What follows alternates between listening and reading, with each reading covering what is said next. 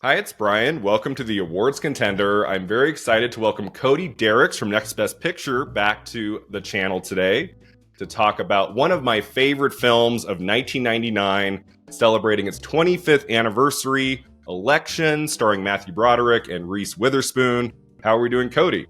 Doing pretty well. I'm excited to talk about the only election I have interest in talking about right now, frankly. Yeah, so take me back to when you first saw this movie, Cody. Like, what was your first viewing of Election? Do you remember? So I watched it in high school for sure, which is, I think, Okay. the ideal time to watch it.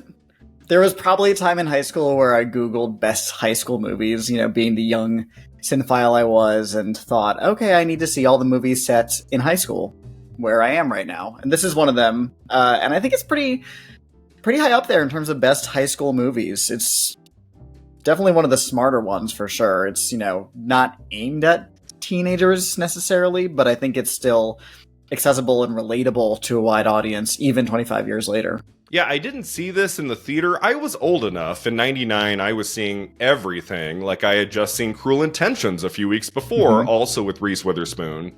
And I don't think they marketed the movie very well because, I think I saw, like, the MTV logo, and I was like, oh, this is, like, about a teacher, and it's like, I was like, I don't know, this looks kind of whatever.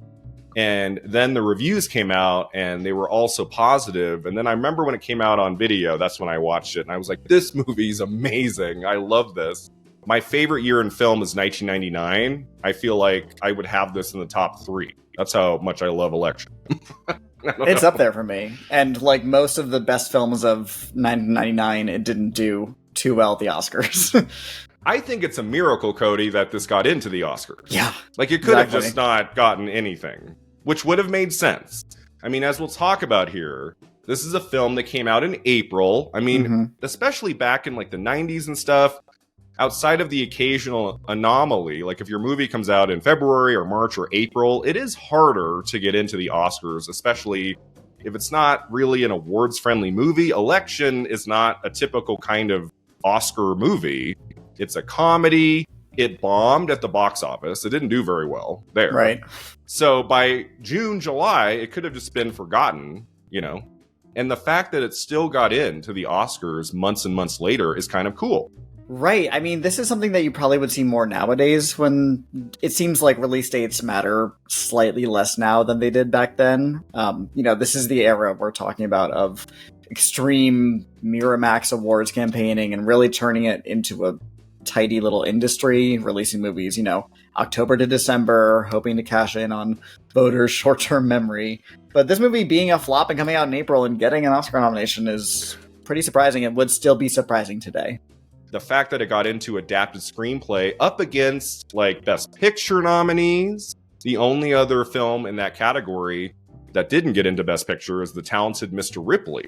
So this is a pretty fantastic category. Right, and it wasn't even like Election was seemingly much of a surprise for Best Screenplay, because I'm looking at its precursors now. It won WGA, it won Best Screenplay at New York Film Critics, it won Best Screenplay at Independent Spirit Awards. So it was definitely in the conversation for a screenplay and was not just getting nominations, it was winning awards. I think throughout 99, especially when the movie hit home video, like, the buzz was building. I remember someone told me it was great, and I said, let me watch this. Like, this could be fun. And it turned out to be amazing. Yeah. And by the time we get to the early 2000 award season, as we've mentioned before, like, it didn't just get the Oscar nomination for Adapted Screenplay. It did very well at a lot of ceremonies. It won some critics' prizes for Reese Witherspoon and for the screenplay. So, I mean, do you think people would have been predicting Election to have gotten into Adapted Screenplay at the Oscars? Like, if we were doing what we do now, Cody, like, would we have been predicting that to happen? I would think yes. I mean, I think the critics, it's not a sweep, but it did very well with really important precursor critics groups. And I know the machinery of award season and nominations was different 25 years ago, but it was enough on the radar specifically for the screenplay that I have to imagine it wasn't necessarily a surprise, but it probably also wasn't.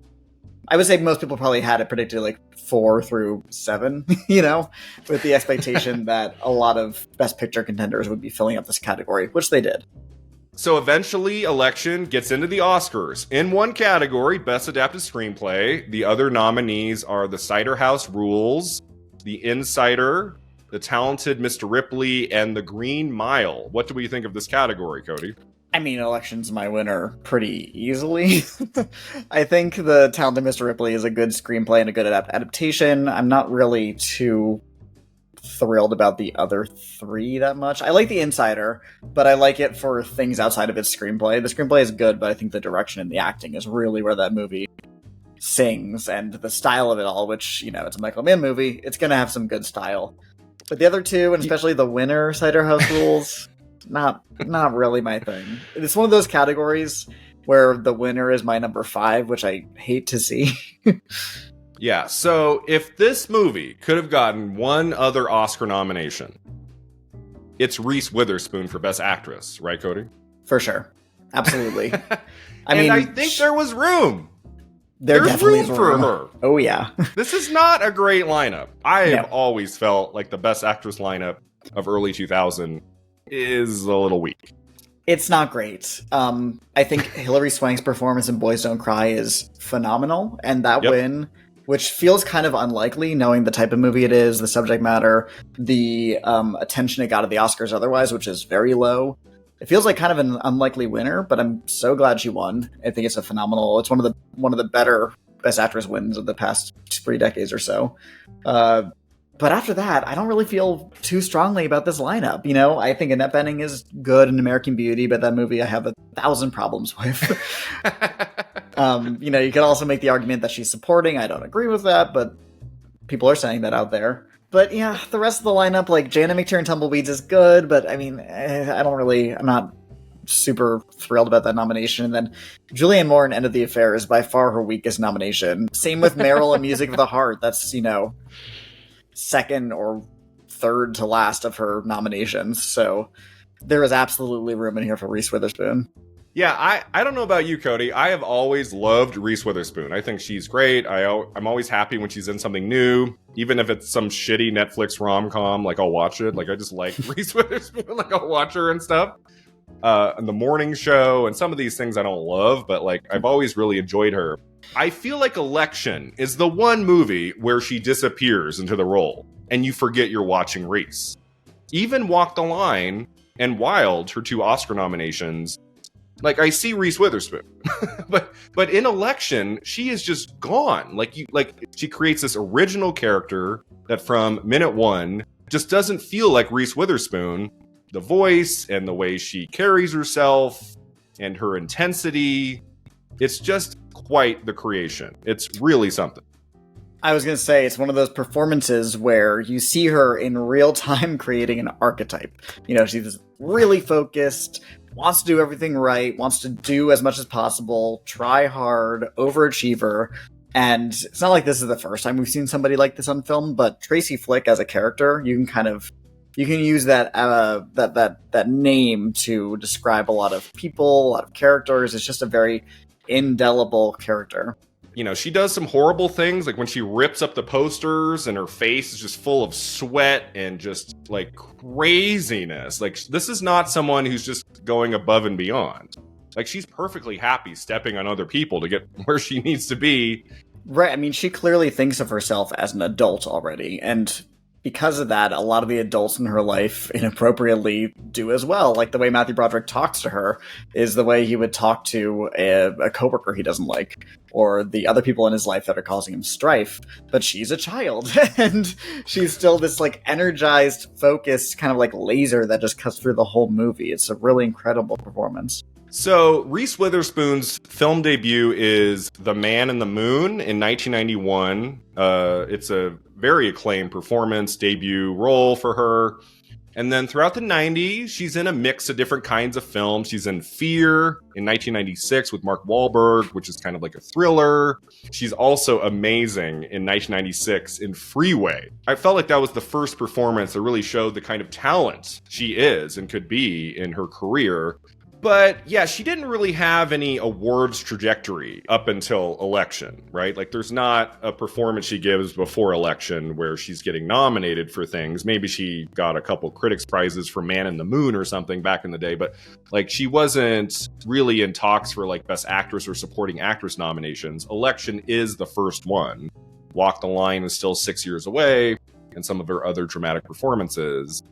So Election gets one Golden Globe nomination, Cody. Best Actress in a Musical or Comedy for Reese Witherspoon. What do we think of that? I really like her Golden Globe nomination. I will confess I've only seen 3 of these nominees. I've seen Tumbleweeds, the winner, and then Julia Roberts for Notting Hill, and then Reese for Election, obviously. I haven't seen Julianne Moore in An Ideal Husband or Sharon Stone in The Muse, which is one of the most infamous Golden Globe nominations we have. But I do think that I would definitely vote for Reese of these nominees. I think Jan McTeer is a good winner and makes sense. She's a well-established stage actress. She already has a Tony by that point. But yeah, I think Reese's nomination here is a sign of things to come, because not long after this, she gets nominated for Legally Blonde and then wins for Walk the Line. So you can easily see the trajectory that was building here for her career. So why do you think she didn't get in at Critics' Choice or SAG or BAFTA or the Oscars, Cody? Why does the awards train for Reese Witherspoon, outside of like some critics things and the Film Independent Spirit Award? She does get into Best Female Lead at Film Independent Spirit Awards. But the other big televised ceremonies like SAG, BAFTA, Oscars, why does Reese Witherspoon get snubbed for Election? I think there's a few factors. I think the movie itself, outside of its screenplay, wasn't really on awards radar. You know, it being the, I don't want to say flop, but the success that it didn't have was probably a mark against it. And also it's a contemporary movie set in a high school, not the kind of things that the Oscars are usually going for, even if it is a hit. And I just think that with the lineup being what it was in Best Actress, you got to figure, if we can imagine, Julianne Moore and Meryl Streep are probably the number 4 and 5 in terms of vote getters, which I think we can all comfortably assume. It's easier for voters to give a nomination to at that point, established, if not winning actor over somebody who's a bit newer on the scene in a movie that they're not otherwise really too keen on, like recent Election. But her missing for this and Legally Blonde are the kinds of non-nomination snubs, if you want to use that term, that pave the way to something like a Walk the Line nomination and win. Yeah, and also mentioning Legally Blonde, it's very hard to get into Best Actress at the Oscars for a comedy. And in Election, not only is it a comedic performance, but she's not the entire focus of the movie. I wouldn't go as far to say Reese Witherspoon is supporting in Election. I do think that is the lead female performance of the movie. I do think Best Actress is the right category for her. But there are chunks of the movie she's not in, and I do think that hurt her too. So I do feel like there's at least 3 or 4 factors. The movie underperforming, it being a comedy, she's not the entire focus, it came out in April, she just gets in at the Golden Globes in comedy. Like, that's outside of a miracle with a capital M, Cody. That was not getting into Best Actress at the Oscars, sadly. It is sad, because it would be one of the nominations that we look back on and go, that was a cool nomination. Especially because it would mean that we don't get Meryl or Julianne on one of their worst nominations, who either have a bunch of Oscars or are about to get an Oscar. So, it's not, it wouldn't have made the Academy look any better to not have them in.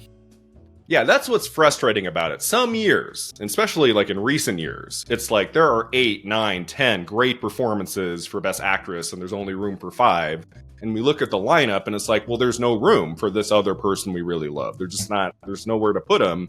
But early 2000, there's absolutely room. Like, we could have taken out Meryl Streep for Music of the Heart and put in Reese Witherspoon for Election, and 25 years on, we would be celebrating that nomination. Mm-hmm. That would have aged extremely well. And Meryl will be fine. I don't think she'd be going on talk shows saying, and Music of the Heart, I was really hoping I'd get nominated for that one. I really put everything into that performance. Yeah. The Academy, sometimes, they don't take big chances. They don't go for that kind of crazy wild card nomination too often. They will go for the safe nomination for Meryl Streep as a teacher. But it's like, no, we should have gone for Reese in Election. Yeah. Come on. So any final thoughts, Cody, on Reese Witherspoon and Election and this movie overall? Like, what do you think about this film 25 years later? I think it's still up there with one of my favorite Reese performances, if not my favorite. It's, hard to pick between this and Legally Blonde, and I do like her in Wild. But yeah, I think it's a great mark on her resume, and it really establishes her as a star, and we see a lot of the beginnings of the things that we've come to know and love about her and her abilities. I just adore everything about this movie. I mean, watching it a couple nights ago, I was like, this is a perfect film. Like, I wouldn't change anything about this movie. And at the top of all the things I love is that Reese Witherspoon performance. It is her most original creation. It's the one film I do think she completely disappears into.